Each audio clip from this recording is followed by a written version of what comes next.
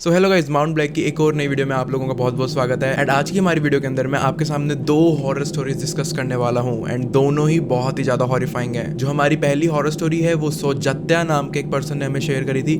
First of all really amazing name, मैंने ऐसा नाम कभी सुना ही नहीं। बट एनीवे, सोजत्या की स्टोरी से इस वीडियो को एक बार फटाफट से शुरू कर लेते हैं। मैं सोजत्या, एक 15 साल का लड़का जो कि कलकत्ता जैसे पल्सेटिंग शहर के अंदर रहता होता है। यहाँ पर रहते रहते अपने लाइफ स्पैन में भी मैंने कभी ये चीज फैदम नहीं करी थी कि मेरी लाइफ में कलकत्ता के अंदर मेरे को एक बहुत ही ज्यादा चिलिंग एंड टेरिफाइंग एक्सपीरियंस करने के लिए मिल जाएगा। एंड मेरा जो ये वाला हॉन्टिंग एक्सपीरियंस है, ये मेरा इंतजार रविंद्र सरोवर मेट्रो स्टेशन की तरफ कर रहा था। कोलकाता के बारे में तो हम सब जानते ही हैं, यहाँ की भीड़ भड़ाके वाली स्ट्रीट्स के लिए बहुत ज़्यादा फेमस है, यहाँ के हेरिटेज कल्चर के लिए बहुत ज़्यादा फेमस है। हमेशा से ही कलकत्ता को सब बहुत ही ज़्यादा इंट्रीगिंग एंड मिस्टीरियस शहर भी मानते हैं। लेकिन जो नज़ारा ये शहर मेरे लिए प्रिपेयर कर रहा था, मैंने कभी भी अपनी टिंगलिंग सेंसेशन के अंदर भी नहीं सोचा था कि ऐसा कुछ हॉरर मेरे लिए इस एज के अंदर अनफोल्ड होना शुरू हो जाएगा। जिस दिन की मैं आपको बात बता रहा हूँ वो एक बहुत ही ज़्यादा ह्यूमिड सा, काफ़ी ज़्यादा मग्गी सा दिन था हम कलकत्ता वालों के लिए। एंड हवा भी बहुत ही ज़्यादा हैवी लग रही थी, ब्रीथ करने में मुश्किल थी एंड बहुत ही ज़्यादा सफोकेशन हो रही थी। बाहर का माहौल इतना ज़्यादा अनबेरेबल सा हो गया था लोगों के लिए कि वो घर के अंदर ही थे एंड कोई भी बाहर जाने की हिम्मत कर ही नहीं रहा था। लेकिन मैं पर्सनली घर पे स्टे करता करता बहुत ज़्यादा रेस्टलेसनेस फील करने लग गया था, not considering anything about the weather कि वो कैसे ट्रीट कर रहा है आज हमारे शहर को। मेरे पास ऐसा कोई भी सॉलिड प्लान नहीं था कहीं पर भी घूमने के लिए। मेरे माइंड में बस ये चल रहा था कि मैं बस मेट्रो स्टेशन तक पहुंच जाऊं अपने नियरेस्ट एंड उसके बाद मैं अपनी जर्नी अपने आप प्लान आउट कर लूंगा। मैं अपने घर से जैसे ना तैसे करके निकल गया, अपने पेरेंट्स की परमिशन भी मैंने ले ली थी। मैं अपनी जर्नी अपने पास के मेट्रो स्टेशन तक शुरू कर चुका था। मैं ऑब्वियसली ये चीज़ ऑब्जर्व कर रहा था कि आज वेदर काफ़ी ज़्यादा वियर्ड है, जिसकी वजह से जहाँ शहर में इतनी ज़्यादा ट्रैफिक भीड़ रहती है आज बहुत ही ज़्यादा कम है। ऑलमोस्ट एक घोस्ट टाउन वाली वाइब आ रही थी मेरे को, इतना ज़्यादा कम ट्रैफिक एंड कम लोग दिख रहे थे मेरे को। मेरे धीमे धीमे फुटस्टेप्स के साथ मैं फाइनली अपने पास के मेट्रो स्टेशन, जो कि था रविंद्र सरोवर मेट्रो स्टेशन, वहाँ पर पहुँच चुका था। एनीवेज, अब मैं मेट्रो स्टेशन के स्टेप्स को क्लाइंब करना शुरू कर देता हूँ ताकि मैं जल्दी से जल्दी अपनी ट्रेन कैच कर सकूँ। जैसे जैसे मैं स्टेयर्स चढ़ रहा था मेरे को काफ़ी वियर्ड सी फीलिंग आ रही थी। मेरी पूरी बॉडी के अंदर मेरे को चिल्स आ रहे थे, मेरे को अजीब सी ठंड लग रही थी। मेरे को ऐसा भी फील हो रहा था जैसे मेरे पूरे शरीर के अंदर की हड्डियां वाइब्रेट कर रही हूँ। आई डोंट नो ऐसा क्यों हो रहा था मेरे साथ। एंड इसके साथ ही साथ मेट्रो स्टेशन भी पूरा हद तक खाली था। वहाँ पर बस सिक्योरिटी स्टाफ अवेलेबल था, लेकिन उनके अलावा मेरे को वहाँ पर कोई भी देखने को ऐसा सच नहीं मिल रहा था। एंड ये मेरे लिए एक बहुत ही ज़्यादा ईरी एटमॉस्फेयर क्रिएट कर रहा था, क्योंकि इस साइलेंस की एंड इस बहुत ही ज़्यादा हैवी एयर की मेरे को आदत ही नहीं थी। एनीवेज, इस एटमॉस्फेयर के अंदर भी मैं बस पास ऑन करता गया। मेरी क्यूरियोसिटी बढ़े जा रही थी कि आज इतना ज़्यादा वियर्ड सा क्यों लग रहा है मेरे को। एंड मैं वहाँ के एक कॉरिडोर के अंदर खड़ा होकर ये सब थोड़ी देर सोचता भी रहा before going to my journey. Train के पैसेज पर जाने के लिए मेरे को थोड़ी और स्टेप्स चढ़नी थी एंड जब मैंने वो वाली स्टेयर्स लेना शुरू करा तो मेरे को फिर से बहुत ही ज़्यादा अजीब टिंगलिंग, शिवरिंग एंड काफ़ी ज़्यादा कोल्ड सेंसेशंस फील होना लग गई थी। मेट्रो स्टेशन इतना खाली देखकर मेरे को ऐसा लग रहा था जैसे कलकत्ता का हार्ट आज एकदम डार्कनेस के अंदर जा चुका है। जब मैं ऊपर प्लेटफॉर्म की तरफ पहुंचा तब तो मैं और भी बहुत ज़्यादा हैरान होना शुरू हो गया था, क्योंकि प्लेटफॉर्म पूरा ही खाली था एंड सिर्फ इलेक्ट्रिक वायर्स की हल्की फुल्की आवाज़ मेरे को नोटिस हो रही थी। मेरे को बिल्कुल भी आदत ही नहीं थी इतने ज़्यादा शांत एनवायरनमेंट की एंड मैं ऑलमोस्ट सफोकेट होने लग गया था because of this silence. Usually लोगों के साथ में उल्टा होता है, वो बहुत ज़्यादा भीड़ भड़ाके में ऐसा बिहेव करने लगते हैं जैसे मैं इतनी ज़्यादा साइलेंस में कर रहा था। लेकिन मैं ग्रो अप ही एक ऐसे एनवायरनमेंट में हुआ हूँ and I am not an introvert at all. So इसी वजह से मेरे को ये एक्सपीरियंस बहुत ही ज़्यादा हॉरिफाइंग लग रहा था moment bye moment. Now the thing is कि मैं इतना ज़्यादा डरा सा हुआ था क्योंकि यहाँ पर मेरे को बिल्कुल अजीब सा लग रहा था, सेफ भी नहीं लग रहा था। मेरे को कहीं ना कहीं अपने माइंड के अंदर एक ऐसी क्रिमिनल वॉइसेस भी आ रही थी जो मेरे को बारी बारी बोल रही थी कि टर्न बैक, मत आ वापस यहाँ पर, पीछे मुड़ जा, वापस अपने घर चला जा, you will be safe there. लेकिन कहीं ना कहीं मेरी क्यूरियोसिटी मेरे को बहुत ही ज़्यादा तंग कर रही थी एंड मैं चाहता था इस दिन पर इतने ज़्यादा अजीब से एटमॉस्फेयर के साथ मैं कलकत्ता को मैं एक्सप्लोर करूं एंड अपने शहर के बारे में और भी ज़्यादा अमेजिंग डिटेल्स को जान पाऊं। ट्रेन आने में भी टाइम था एंड जब तक ट्रेन आती मेरे साथ में बहुत ही ज़्यादा अजीब चीज़ें अब यहाँ पर होने लग गई थी। मैं जब ऊपर वाले मेट्रो स्टेशन की वॉल्स की तरफ घूर रहा था, उनको देख रहा था, तो मेरे को ऐसा लगने लगा कि उनके अंदर से बहुत ही ज़्यादा सॉफ्ट एंड हॉन्टिंग सी विस्परिंग नॉइसेस आ रही हैं। आई कैन नॉट एक्सप्लेन कि वो साउंड्स किस टाइप की थी, लेकिन वो जिस भी टाइप की थी उन्होंने मेरी पूरी बॉडी के अंदर ऑलरेडी जो शिवर्स खा रही थी इतनी ज़्यादा, और भी ज़्यादा स्पाइन चिलिंग शिवर्स दे दिए थे। मेरी पूरी बॉडी पर जितने भी बाल थे वो सारे गूज बम्स की वजह से खड़े हो चुके थे। वो जो साउंड थी वो लगातार मेरे को उस वॉल के अंदर से आ रही थी। ऐसा लग रहा था मानो जैसे मेरे को कोई अनबिलीवेबल पावर बुला रही हो। मैं उस साउंड को हिम्मत करते करते धीरे धीरे फुट बाय फुट रख कर फॉलो करने की कोशिश कर रहा था। एंड इस टाइम पर my chest was pounding like crazy. ऐसा लग रहा था जैसे मेरे को हार्ट अटैक ही आ जाएगा। My heart was racing that fast. जैसे ही मैं उस वॉल की तरफ पहुंचने वाला था तभी अचानक से एक अजीब सा बर्स्ट होता है मेट्रो स्टेशन के ऊपर, जो कि एक इलेक्ट्रिसिटी बर्स्ट था, जिसकी वजह से जो लाइट्स थी पूरे मेट्रो स्टेशन के ऊपर एंड जितने भी इलेक्ट्रिकल कंपोनेंट्स थे वो एक बार के लिए शट ऑफ हो गए थे। इसी फियर के अंदर मैं अपने फ़ोन को निकालने की कोशिश कर रहा था अपनी क्लोथिंग के अंदर से, लेकिन मेरी फिंगर्स इतनी ज़्यादा कांप रही थी कि मैं इवन वो चीज़ भी ढंग से इस टाइम पर नहीं कर पा रहा था। जैसे ही मैं अपना फ़ोन निकालने की कोशिश कर रहा था एंड इतने में ही मैंने अपना सर जब वापस ऊपर किया तो मैंने देखा कि उस वॉल के अंदर से एक बहुत ही ज़्यादा क्रीपी सी शैडोई सी फिगर मेरी तरफ धीरे धीरे लेविटेट करती हुई आ रही है। उस फिगर की अगर आपको फीचर बताऊं तो there was no feature at all. It was all black, just like the blackness and darkness जो मेरा माइंड भी फील कर रहा था ना जाने कितने घंटों से। उस फिगर को धीरे धीरे मेरी तरफ आता देख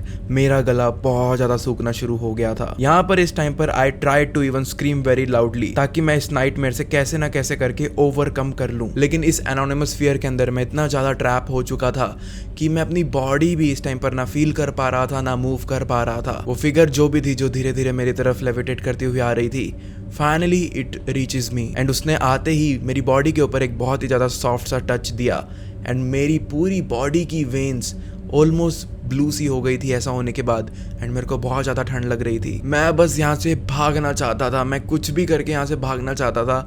मैं मदद के लिए भी पुकारना चाहता था किसी को, लेकिन ना मेरी लेग्स मेरी बात सुन रही थी दिमाग की, ना मेरा मुंह मेरी दिमाग की बात सुन रहा था, ना मेरे से शब्द निकल रहे थे, ना मेरे से चला जा रहा था। आई रियली डोंट नो कि मेरे साथ में ऐसा हो क्या रहा था। लेकिन जैसे ही उस फिगर ने मेरे को टच करा, जैसे ही मेरे को वो सेंसेशंस फैलने लगी मेरी पूरी बॉडी के अंदर, तभी अचानक से it just vanished into thin air. मैं जैसे ना तैसे करके उस स्टेशन से बस बाहर आ चुका था।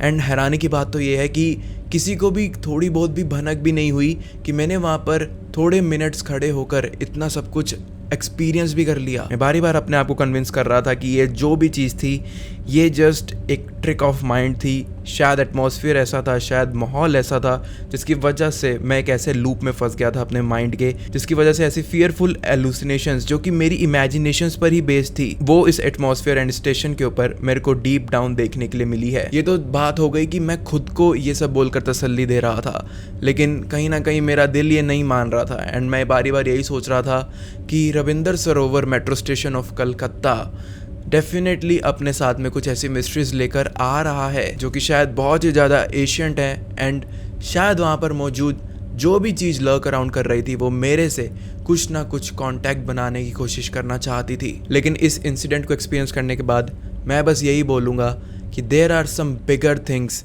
That lies between us. But anyways as promised इस वीडियो के अंदर 2 हॉरर स्टोरीज होने वाली हैं। एंड जो हमारी सेकंड स्टोरी है वो मयंक ने हमें भेजी थी। एंड मयंक ने अपनी स्टोरी काफ़ी ज़्यादा शॉर्ट एंड क्रिस्प रखी थी जो आप लोगों को सीधा क्लाइमैक्स के ऊपर ही लाकर रख देगी उनकी स्टोरी के। So without any further ado एक बार उनकी स्टोरी भी अच्छे से सुन लेते हैं।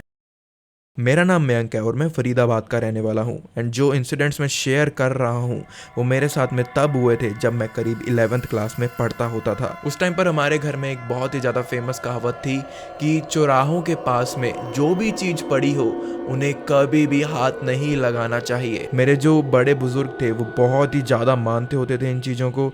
एंड उनका इतना ज़्यादा विश्वास देखकर मैं भी मानता होता तो था इन सब चीज़ों को, लेकिन ऐसी चीज़ें सुनकर मैं और ही बहुत ज़्यादा क्यूरियस हो जाता था कि इतना क्या डरने वाली चीज़ है इसके अंदर। एंड मेरा मन करता रहता था खुद को चैलेंज करने का कि कभी मेरे को किसी दिन ऐसे चौराहे के पास में कोई चीज़ पड़ी हुए मिले तो मैं उसको शायद टच वच करके देखूँ या फिर उसको खोल कर देखूँ या छेड़ कर जरूर देखूंगा।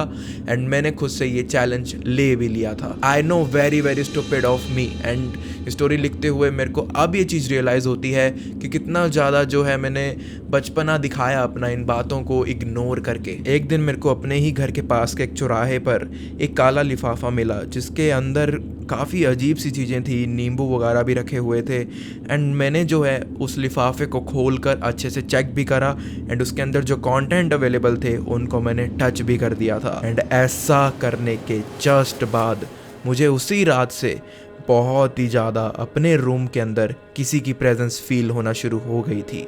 एंड एक दिन जब मैंने अपना फ़ोन चार्ज पे लगाया था तो सडनली रात के 2 बजे के आसपास में मेरे फ़ोन का म्यूज़िक अपने आप ऑन हो जाता है। मुझे जब ये चीज़ एक बार के लिए हुई तब इतनी ज़्यादा वियर्ड नहीं लगी। मेरे को लगा कि शायद कोई बग आ गया होगा सॉफ्टवेयर के अंदर, या फिर शायद कोई पानी वानी का छींटा गिर गया होगा फ़ोन स्क्रीन के ऊपर जिसकी वजह से अपने आप ऐसा कुछ हो चुका होगा। मैं इन सब चीज़ों को एक बार के लिए इग्नोर करके सो गया। एंड तभी अचानक से मेरी रूम की जो वॉल क्लॉक है वो नीचे गिरी हुई मिलती है सुबह जब मैं उठ कर देखा तब। बट हैरानी की बात तो ये है कि मेरी वॉल क्लॉक नीचे गिरने के बावजूद भी उसके ऊपर ना ही कोई क्रैक था, ना ही वो कहीं से डैमेज हुई थी। उसको देखकर किसी को ऐसा नहीं लगता कि वो नीचे गिरी है। कोई भी अगर थर्ड पर्सन उसको देखता तो उनको ऐसा लगता कि किसी ने उसको वॉल से निकाल कर नीचे की तरफ रखा हुआ है। ऐसा मेरे साथ में बहुत ही ज़्यादा फ्रीक्वेंटली होने लगा। 3 से 4 बार कम से कम ऐसा मेरे साथ में हुआ, जिसकी वजह से मैंने बारी बार अपनी वॉल क्लॉक भी चेंज करी।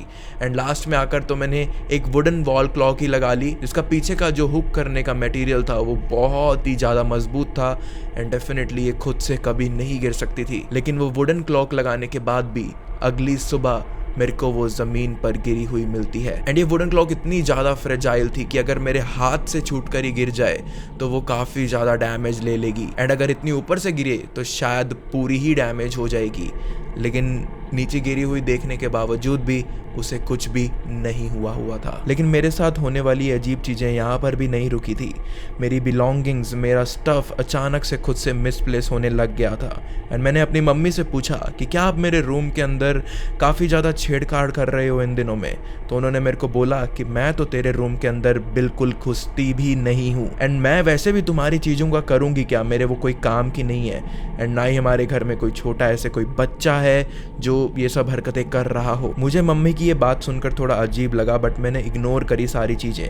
एंड एक टाइम ऐसा आया कि मैंने अपना बेड वॉल क्लॉक नीचे ही शिफ्ट कर दिया। लेकिन सबसे ज़्यादा वियर्ड बात यही है कि मेरे को वो कितनी ही ज़्यादा अजीब पोजीशन में मिले अगली सुबह, वो कहीं से भी डैमेज्ड बिल्कुल भी नहीं होती थी। आई डोंट नो मेरे साथ में क्या चीज़ हो रही थी। एंड ये बहुत ही अजीब सी चीज़ थी कि मेरी चीज़ें तो मिसप्लेस हो रही थी लेकिन जो भी घड़ी मैं अपने कमरे में लगाता था वो अजीब तरीके से गिरी हुई मिलती थी मेरे को, लेकिन कभी भी डैमेज नहीं होती थी। मैंने फिर से मम्मा से अपनी कंफर्म किया एंड उन्होंने फिर से मेरे को वही बात बोली। लेकिन ये सब चीज़ें जैसे जैसे चल रही थी, कुछ महीने कुछ हफ्ते जब हो गए थे इन चीज़ों को होते होते, तो एक रात मेरे को स्लीप पैरालिसिस हो जाता है। मुझे ऐसा फील हो रहा था जैसे कोई डीमन लाइक क्रिएचर मेरे को अपने कंट्रोल में करने की कोशिश कर रहा है, लेकिन मैं कुछ भी कर नहीं पा रहा हूँ। My hands are Tide.